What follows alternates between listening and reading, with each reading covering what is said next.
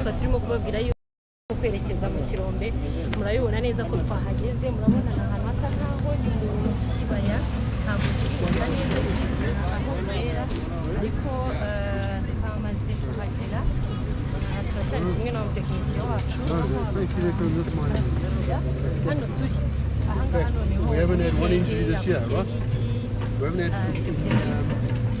noneho hano turi ni mu Kirombe nyirizina turi kuri tano yitwa BV22 yego ikaba ariyo level ya nyuma yo hasi dufite ubu ngubu dukoreramo iyo level rero niyo ivamo amabuye gushyiraho hejuru yaho buriya hari 21 20 iri hano hakurya yinjirira ahantu habiri hariya na hariya hejuru yaho hari 13 na 14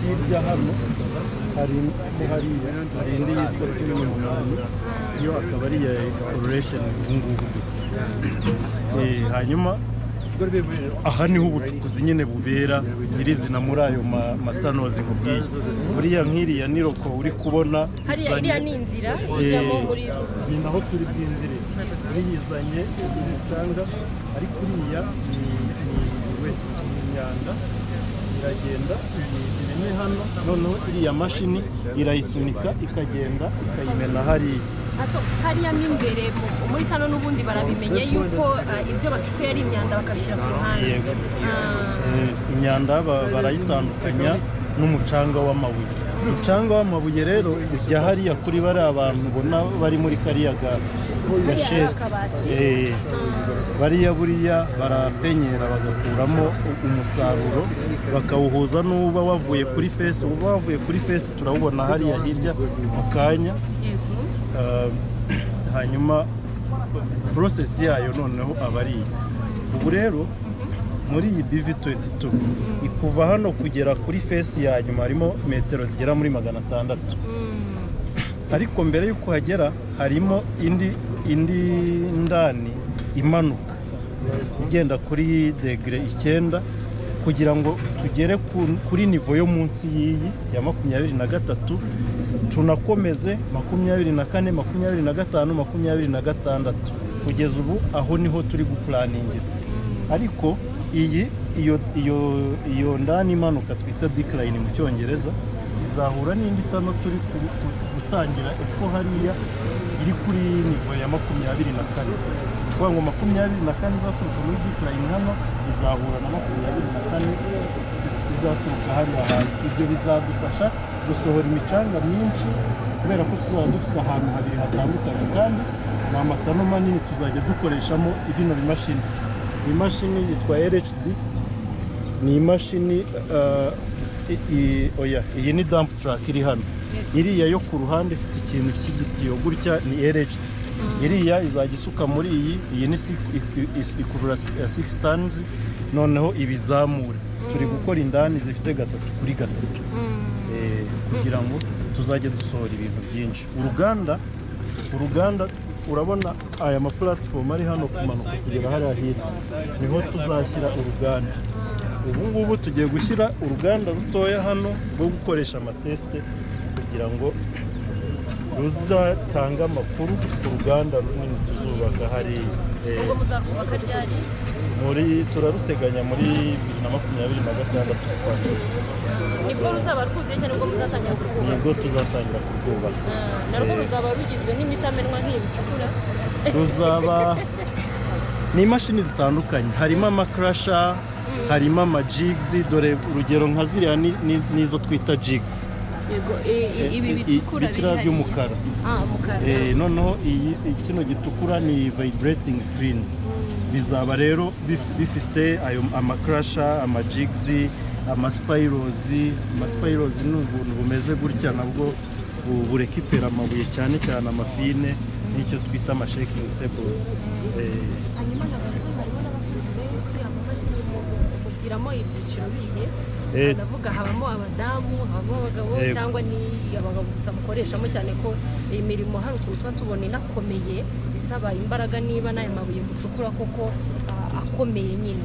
yego hano habamo abadamu ntabwo ari ukuvuga ngo ntabwo bagashoboye, in fact baragashoboye. Nk'urugero urasanga benshi hano 80% y'abari gupenyera hariya ni abadamu. Amaso yabo buriya ashobora areba neza kurusha y'abagabo. Kubera iki? Byagenze bite? Ntabwo nabimenye, ariko buriya baranitonda cyane ku buryo yitonda agakora ibintu bye yitonze nyine. Hanyuma tugira abitwa bobcat operators, ni abatwara kariya kamashini kariya kayora. Tukagira aba locomotive operators batwara zino electric locomotives. Tukagira abadiriringa, ni abatobora kuri face imbere, n'aba blastinga, ni abarasa urutambi. Tukagira n'abo muri engineering, nabo nibo bagenda barepara aya mamashini kugira ngo nyine dukomeze tudatakaza ibikoresho. Bivuze ngo abagore bakora ahangaha ni 80%? Oya, muri ababo Nyakabingo ifite percentage y'abagore ni 19%. Turashaka kuzagera kuri 30%, ariko urumva hazazamo no guhindura imyumvire. Abantu culture yacu buri gihe iyo uvuze ubucukuzi ntabwo uba wumva ko umugore yakora mu bucukuzi, ariko muraza kubyibonera. Harimo ntabwo ari ngombwa ngo umugore agenda akore wa murimo usaba imbaraga nyinshi rimwe na rimwe z'abagabo. Harimo n'indi mirimo iri strategique nko gutwara, tuvuge nk'aba operators, harimo ab'abagore benshi batwara izi mashini. Njya numva bavuga ngo ubushakashatsi bugaragaza ko abagore batwara amamashini neza kurusha abagabo. Abagore bazi. Urumva rero iyo mirimo bayikora, imirimo yo gutunganya mu ndani, tukaba dukorera ahantu hakeye, bayikora gutunganya umusaruro, bayikora. Harimo ibintu byinshi cyane. Hanyuma Justin, reka tuze gusubira tugiye muri tano none. Murakoze cyane. What you're going to see today is much more mechanisation. So drill and blast methodology to start the process, and then it's a manual picking and selecting of the ore underground. And then all that material is brought out to the front and panned, and it's brought out to the front using bobcats, locos, wagons, underground trucks. So the methodology has greatly changed. And I must say, when we first started here, drill and blast was here. So drill and blast came some time ago. But definitely semi-mechanised at the moment, and you'll see other areas of the mine today where we're going much deeper. The reason for that is twofold, right? So we want to get into what we call fresh ground. So this is ground, virgin ground. It's never been mined before. And also we want to make the tunnels or the drives wide enough for bigger machinery. At the moment we're using smaller machinery, so we can only move so much volume. With volume comes more production. And then with that increase in volume comes the processing plant, which we placed over there, and the processing methodology will look very different to what you see behind me here with the pan. Is it fair to say that the deeper you go, the purer the material? No, it's the same grade material, just this deposit is very consistent in grade and behaviour. So picture a curtain of veins moving through the hill, that's what we're mining into. So we know they're there down lower because we mine them up top, and we do some drilling as well to make sure that those things are still there. The purity doesn't change. What changes is we don't have to interface with old workings that we may not know are there. So it's a safety thing for our guys. We don't know where all the mine tunnels were from 50 years ago. We want to get into virgin ground where they haven't got that deep before. Okay, so tell us exactly what is being mined here and where it goes, what it's used for. So we mine tungsten, or wolframite is the mineral. Tungsten is the metal. It's processed, it's gotten to a 68% purity here on site in terms of concentrate, and then we ship it, so it's all tagged and tested here on site by our friends from Better Mining. So it's fully certified and ready to go, and then it's taken to Austria, to a smelter in Austria where it's processed there. So once it's there, it's usually blended with other material from around the world that follows a similar process to ours, and they blend our material because it's such good quality. So they like to blend the Rwandan tungsten or wolframite to make the purer tungsten. So that's the process. It's pretty straightforward, and we move about 1,200 tonnes a year. So we know that you're trying to make sure that value added as much as possible in one year. So how far do you want to go? Do you want to go to the extent where you no longer go to Austria, or how far can you go? Oh, that would be, and that's certainly been a discussion within Rwanda in terms of smelting capabilities within the country. It's not really within our scope of works, I'll be honest. We're a mining company, and that's what we focus on doing. In terms of value adding for the product, it's definitely an avenue that is being looked at and has been looked at within Rwanda and Eastern Africa in general. So essentially, Rwanda would have to bring in another operation beside you to look at the value addition. There are plenty of government-owned smelters around the world, so there's definitely that opportunity. But I certainly can't speak for the Rwandan government and what their plans are. But yeah, that's not in our scope of works in terms of a smelter. Okay, so you've worked in mines around the world. Sure. How do you know? How can you tell? Right. Well, I had a guess. I'm good at guessing. If you look at more advanced nations, how much of it do they send out? And in other words, what is the target for Rwanda? Yeah. So it's quite surprising. I come from Australia, so let's use Australia for example. Australia, and let's use copper, because I've worked in copper. Australia only has 2 copper smelters. So smelting is a specialised thing, and not all countries do it. And a lot of countries export their product or their finished product outside of the country. So it's not uncommon for countries not to smelter within. They're very energy intensive processes, and they are a very specialised process. So it's not that unusual. I mean, it may be. Is it actually sometimes better to send stuff out than do it in? It's not always. Is it not always necessarily? I think it would always be better for the country to process within. I think so. I'm not in the smelting game, so I don't know the ins and outs, but I would suspect that finishing a product from start to finish would always be better than sending it offshore, for sure. Okay, so tell us then how far you as Trinity Metals are planning to. What is the aim? What is the standard for you in terms of mechanization, in terms of making sure that everything that can possibly be done in one is done in one? Yeah. For a start, the safety is zero harm. I want to see us go years on end without an injury to a worker. That's number one. Secondly is our environmental and social governance. So we need to do right by the community, by the environment, and we're a long way down that road with our policies and procedures that we're putting through. It's world standard. It would fit easily where I come from in Australia. There's no question. Then in terms of mechanisation, we need to get this mine to a position where it is moving 2 to 3 times the amount of material that it's currently moving. But more importantly, we need to get it to a point where we are processing it using upgraded, state-of-the-art processing facilities, and we are winning every bit of tungsten out of the dirt that we get. So at the moment, the recovery is low because of our mineral processing capabilities. It's not good enough. So we're essentially wasting tungsten because we can't get it out. We can't win it from the final ore. We put a processing plant in with gravity, with magnetic separation. We will get our recovery up to in the range of 75 to 80%, which is extraordinary. At the moment, we're well below. Okay, and what is your trajectory? You started in 2022. We're looking at your trajectory.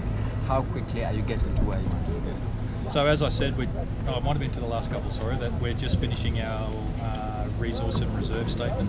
What that is, it's a document that's done by a third party, which looks at all of our data, and it tells us how much mineral we have left in the ground. Okay, that's number one.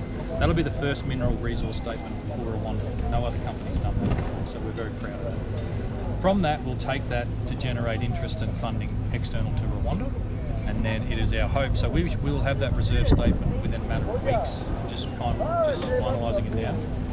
And from that, we will then go to external parties for funding for the process plant and to extend the decline where you're going to go today. So in terms of trajectory, 18 months' time, we expect this place to be very different again. So within the world and within Africa, where do you stand in terms of production of tungsten? Well, it's hard to tell what comes out of China. I can't speak for China.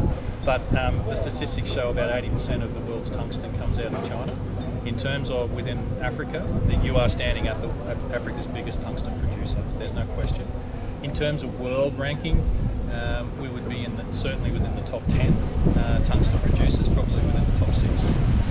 So, and then you're looking to go to round about 1 or 2 in the world, China. With the increased mining methodology and the better processing methodologies, there is no reason why we couldn't triple production. Come back in a couple of years and the trajectory is higher. Thank you very much. Good on you. Thanks, Vincent. Hope that was okay.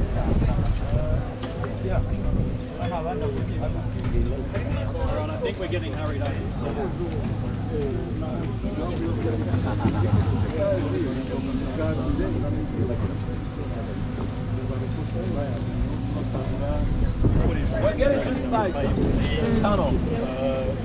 ibyo ducukurisha muri rusange hari na proje zindi dukora hari nka proje ya gare turi kuzuza hariya hari ibikorwa by'abadamu b'abantu bahoze bakora ubucukuzi butemewe iby'ubuhinzi basaruye for example ibigori hariya bafite ubworozi bw'inkoko hariya ruguru ni byinshi tugiye muri detail kurambironema aho mubyitaho gute kugira ngo usorane hano kurambironema buriya icyambere urabona topography yacu irahanana ikintu twakoze buriya amazi yahariye y'imvura nayo aturuka hariya twakoze ikintu bita from water management ikajyana mu madamu ari hano hepfo hariya ukigaragara hariya waza kubibona hari amadamu meza afata bya bintu byose noneho kugira ngo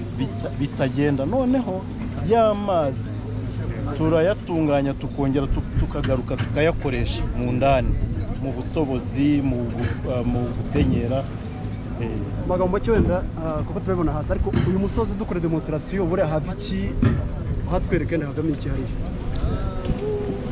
hariya hari indani ya 20 ifite ubwinjiriro hariya na hariya hejuru yaho hariya hari abantu hari 14 hejuru hari 13 hano hari 21 hari 22 hirya hariya hari 18 izi zose zirimo imirongo y'amabuye byo twita amafiro yose tuyacukuramo wolfram ndumva ntayo mufite indani zingahe dufite indani 6 zikora ubungubu iya kure igira kuri metero izindi interview turazifata kuri flat gutya iya kure utambitse aho tugiye kujya ubu tugiye kugenda metero zirenga 600 iya kure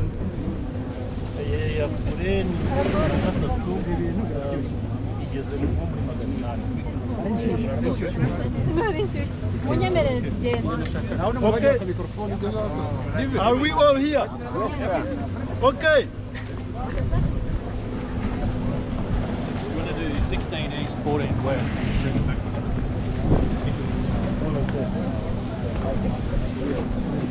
JP, which cross cut are we going to? 16 west. East, yes. Yeah. So we want to break them up there? You want to split them? And then we can all go at the decline. And then we all go to the decline. Okay. I'll go at the back. Guys, we are going to make 2 teams. red and blue Liverpool And Arsenal. JP. We will all go together. But one team will go to one cross cut and the main cross cut, and the other will go to the other. Then we reconvene. We go at the decline together. Can we divide up into equal numbers, please? unless you calculate 1 2 Sorry. you calculate 1 2 so that you know 1 one gutyo ukundi one muze gutya ndi one because dode turi one uku turi one aka kantu Okay. Tuesday Yeah. Now, no one is going to run. Beware of the machines. Don't go where no other people are going. We will be led by Valam, who is our head of engineering, and Jean-Pierre, who is our mine superintendent.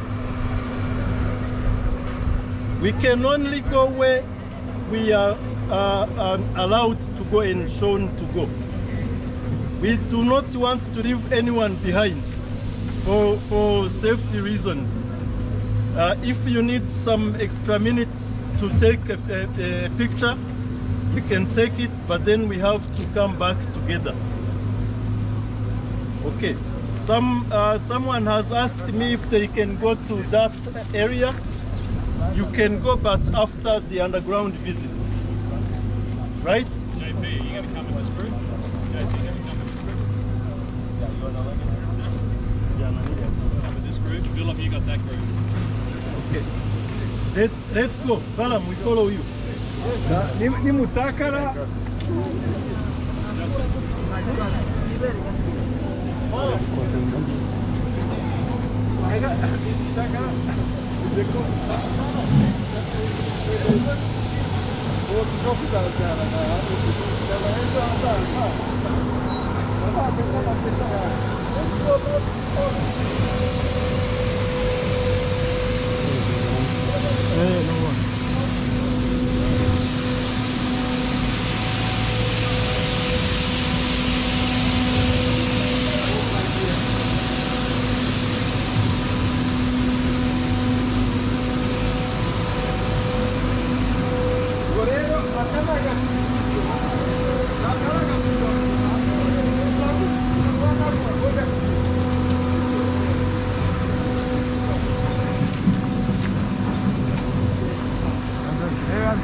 Please switch on your lamps like this.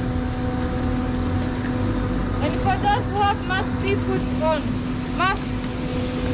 For those who don't have, I have extra. See if you don't have in the pocket. If you don't have in the pocket.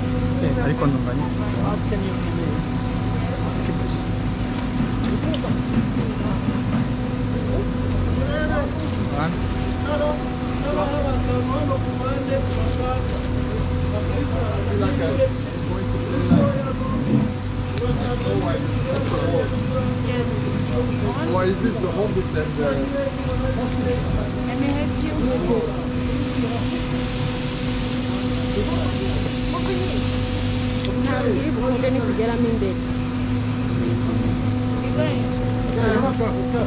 Hanyuma rero tugiye kwinjira noneho mu buvumo, ariko ntabwo interinete ntabwo ikoramo imbere. Muraza kudutegereza ikindi gihe turi buze kuviramo, kuko hano tugiye kwinjira ni muri metero zigera kuri 600. Ni mu buvumo mo hasi, tugiye kureba aho bacukura nyine ayo mabuye. Turi kumwe. Kaza. Tumba. Tugende.